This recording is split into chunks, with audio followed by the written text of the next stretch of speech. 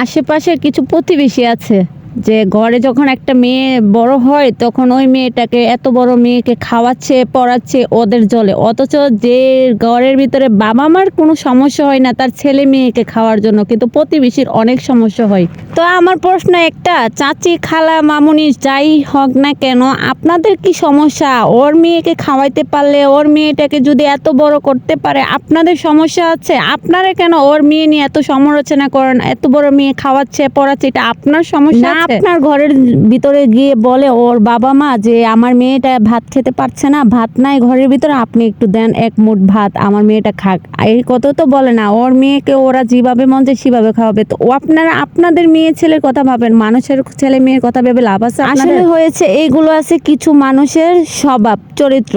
আল্লাহ বলছে আগে নিজের ঘরে বাতি দাও তারপর পরের ঘরে বাতি দিতে চেষ্টা করো। আল্লাহ বলছে আগে নিজে 5 ওয়াক্ত নামাজ পড়ো তারপর অন্য কাউকে ইসলাম প্রচার করো, ইসলামের জন্য দাওয়াত করো, 5 ওয়াক্ত নামাজের জন্য বলো, আগে নিজে 5 ওয়াক্ত নামাজ পড়তে চেষ্টা করো। মানুষের ঘরের এইগুলো না দেখে নিজের ঘরের গুলা দেখা ভালো। আমি সবাইকে বলছি, যাই হোক, আসসালামু আলাইকুম এভরিওয়ান। আমার পেজের সব ভালোবাসার মানুষগুলাকে বলছি, আমার একটা ফ্যামিলি আপনারা সবাই, আপনাদের জন্য আজকে আমার 13K ফলোয়ার ডান। আলহামদুলিল্লাহ, আমার খুব খুশি। এই খুশির খবরটা শুধু আপনাদের জন্য, কারণ আপনারা আছেন তার জন্য আমার এত ফলোয়ার হয়েছে। আসলে খুব অল্প সময় কিন্তু পরিশ্রমটা কিন্তু অনেক দ্বিগুণ হয়েছে আমার জন্য। তো আমি যে প্রথম ফার্স্ট যে কথাগুলো বলতেছিলাম আসলে এগুলা কিন্তু আমার কথা না, এগুলা কিন্তু প্রত্যেকটা ঘরের মেয়েদেরই কথা, কারণ ওদের ঘরের আশেপাশে যে কতগুলো চাচি খালা আছে ওদের স্বভাব চরিত্র এরকম, সেই কথাগুলো আমি উল্লেখ করা হয়েছে। কিছু প্রতিবেশীরা আছে না, নিজের ঘরে কি হচ্ছে কি হয় না এটা নিয়ে কখনো ঘাটাঘাটি করে না, কিন্তু মানুষ কি করছে, মানুষ কিভাবে চলছে, মানুষ কয়টা ছেলের সাথে ঘুরতে গেছে, কিন্তু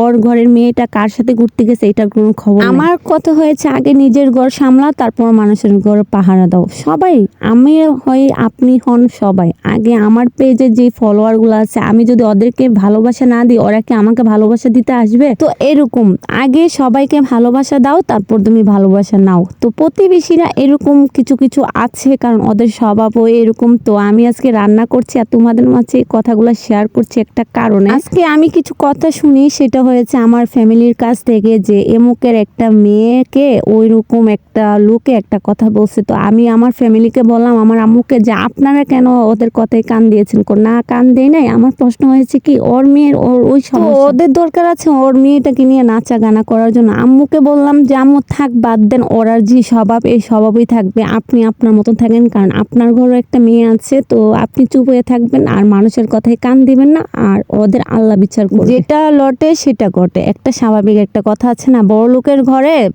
কুত্তা ঢুকলে না মানুষ ঢুকলে বলে কুকুর ঢুকছে, আর যদি গরিবের ঘরে যদি একটা কুকুরও ঢুকে বলে কি মানুষ ঢুকেছে। স্বাভাবিক, এটাই স্বাভাবিক, কারণ এটাই পৃথিবীর নিয়মের। কিছু মানুষ, কিন্তু পৃথিবীটা এরকম না, কিছু মানুষের চরিত্রটা এরকম। তো যাই হোক এভরিওয়ান, যদি ভিডিওটা ভালো লাগলে অবশ্যই শেয়ার করবা, আর আমাকে একটু লাইক কমেন্ট করে জানাইবা তোমরা কোন জায়গা থেকে আমার ভিডিও দেখছো। কেমন? টাটা, আল্লাহ হাফেজ।